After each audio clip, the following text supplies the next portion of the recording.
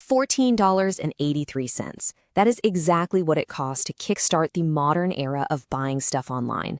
You know, we've reached this wild point in civilization where we can just tap our phones, order almost anything from anywhere on Earth, and totally expect it to show up at our door in a couple of days.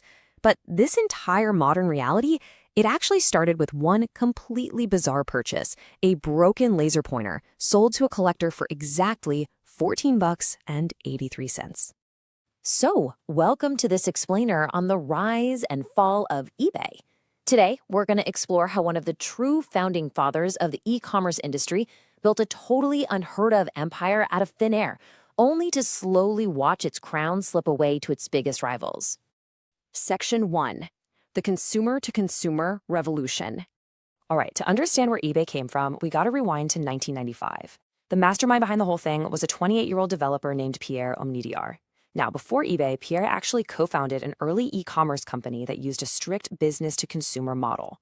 That was the gold standard of the 90s internet, right? Real established businesses selling their own inventory directly to buyers. But Pierre had this radical, honestly kind of crazy vision for a consumer-to-consumer platform. He basically pictured a decentralized space where regular, everyday people could sell their personal junk directly to other regular people. Think of it like a massive global digital garage sale.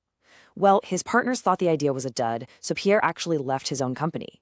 He took a day job as a developer at General Magic, which was essentially the 1990s tech equivalent of the Avengers, just to pay the bills, all while spending his nights coding his absolute dream platform completely from scratch. Section 2. From broken pointers to billions. What happened next was a level of explosive growth that today's tech startups can literally only dream of. On September 3, 1995, Pierre finishes the code and pushes it live under the name AuctionWeb. It was hosted right on his personal domain, and yep, the very first item sold was that broken laser pointer. And despite having some seriously clunky 90s web design, people absolutely loved it. They loved the simplicity, they loved the lack of corporate rules. By February 96, traffic was spiking so hard that Pierre had to upgrade his personal internet to a business line. That sudden jump in costs forced him to start charging commission fees on every auction, which, amazingly enough, is still their main monetization model today. Fast forward to June 97, and the site is hosting over 800,000 active auctions. Pierre renames it eBay. It was supposed to be EchoBay, but a gold mining company already took the domain, and he secures a $4.5 million funding round from Benchmark Capital for a 22% stake. Just over a year later, September 1998, they go public with a massive IPO at $18 a share. But here's the crazy part, how fast that $18 IPO turned into an absolute monster.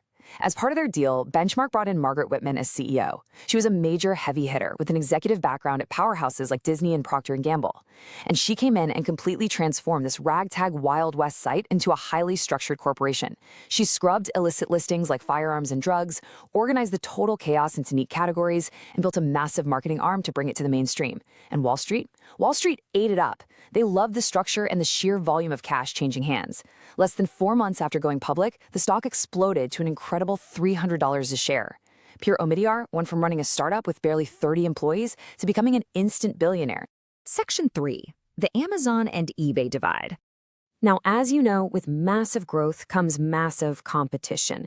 As eBay expanded, it crashed right into another rising giant, Amazon. And this rivalry essentially settled the ultimate internet debate of where you should actually go to sell your stuff. Amazon built this incredibly streamlined machine for everyday commodities. You know, if you need a common paperback, a shirt, some hardware, Amazon's fixed prices and barcode-driven system was perfect. But eBay leaned into a completely different identity.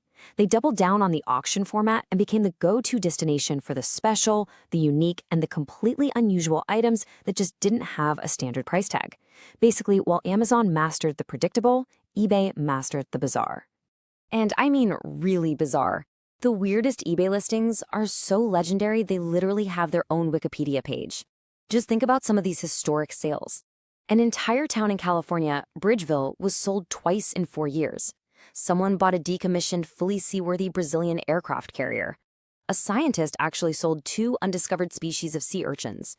The giant machine used to dig the tunnel under the English Channel? Yep, auctioned off. Someone sold a rare, unreleased silent film of Marilyn Monroe's smoking. A sports car went for just 50 pence because an angry wife wanted to get back at her radio DJ husband. And of course, the crown jewel of internet weirdness, a 10-year-old grilled cheese sandwich that supposedly looked like the Virgin Mary sold for a staggering $28,000. It's this chaotic charm that gave eBay a deeply dedicated user base that Amazon just couldn't touch. Section 4.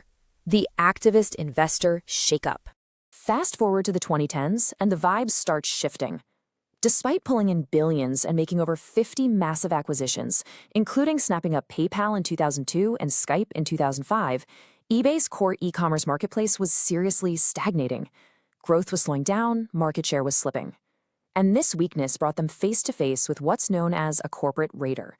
If you aren't familiar, this is an investor who buys up a huge chunk of a struggling public company specifically to force the management to make radical changes. In early 2014, eBay ended up in the crosshairs of Carl Icahn, one of the most aggressive corporate raiders in history. Icahn looked at eBay and basically said, look, your marketplace business is an anchor. It's dragging down your real star, which is the wildly profitable PayPal division. His demand was simple, but completely earth-shattering. Split the two companies in half.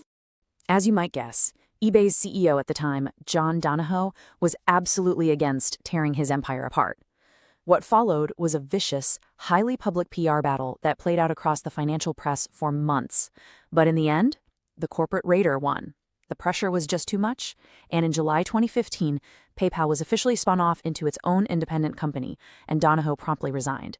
The aftermath was pretty stark. Just 1 year post-split, PayPal outperformed eBay in the stock market by a massive 13%. PayPal was finally free from the struggling marketplace and thrived as a global payments giant. Meanwhile, eBay was kind of left out in the cold. Without PayPal acting as its golden goose, eBay's marketplace looked incredibly shaky, and they were left trying to survive in a world where Amazon was now an absolute juggernaut. Section 5. The Network Effect Trap. And that brings us to the core structural reason why eBay struggles so much today to get its crown back. It's something called the network effect, or if you prefer the fancy economics term, demand-side economies of scale. It's basically a rule that says every new user on a platform inherently makes that platform more valuable for everyone else who joins later. E-commerce is the ultimate example of this, and it naturally creates a brutal winner-take-all environment. Think about it. Sellers flock to wherever the most buyers are, and buyers flock to wherever the most sellers are. When you look at Amazon's relentless, exploding user base over the last decade compared to eBay's relatively flat numbers, you see the trap they're in. Every single new Amazon Prime subscriber makes the Amazon ecosystem more valuable. It compounds their lead, draws in even more third-party sellers, and leaves decentralized, older platforms like eBay just structurally outmatched. Which leads us to a pretty sobering realization.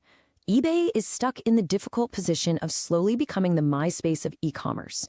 It's kind of a terrifying thought if you hold stock in the company, right? Just like MySpace, eBay had this massive first-mover advantage. They literally defined the early era of their industry and had millions of diehard users. But without a massive, truly innovative pivot, the very platform that birthed consumer-to-consumer online sales risks just fading into obsolescence, completely overshadowed by a more standardized competitor. They are caught in a very tough spot, and there's no easy fix. So I'll leave you with this final question. What truly innovative move can actually save an early internet giant when it's trapped by the exact same network effects that built it in the first place? It really makes you look at all of our modern tech monopolies and wonder how any company can ever escape that winner-take-all trap once the momentum shifts to a rival. I hope this look into